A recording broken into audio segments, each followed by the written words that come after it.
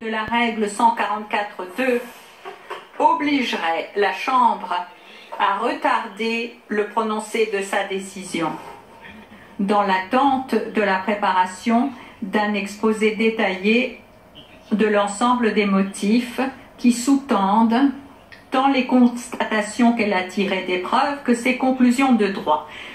Étant donné le volume du dossier des preuves et le degré de détail des arguments avancés par les parties et les participants, et comme la majorité a déjà pris sa décision sur la base de l'évaluation des preuves, la majorité ne saurait justifier le maintien des accusés en détention durant la période nécessaire à la préparation d'un exposé détaillant par écrit l'ensemble des motifs de sa décision. Le délai d'appel de la présente décision commencera à courir le jour où les parties recevront notification de l'exposé détaillé des motifs. Le procureur peut, dès aujourd'hui, saisir la Chambre d'une requête du type prévu à l'article 81.3c i.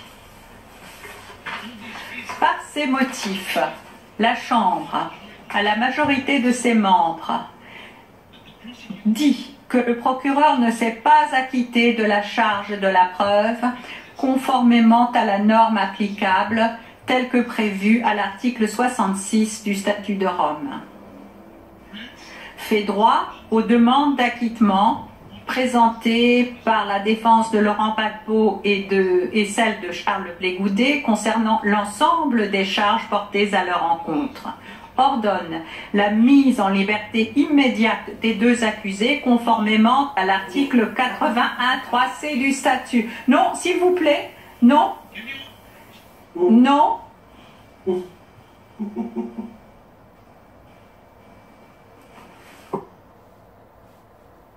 S'il vous plaît, je demande au public de bien vouloir s'asseoir, sinon je devrais faire évacuer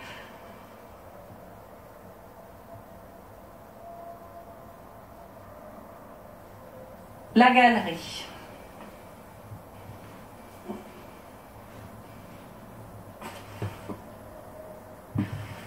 S'il vous plaît, je vous invite à vous asseoir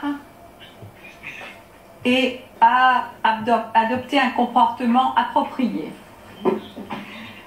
Ordonne la mise en liberté immédiate des deux accusés conformément à l'article 81.3c du statut sous réserve de toute demande que le procureur pourrait introduire en vertu de l'alinéa i de ce même article.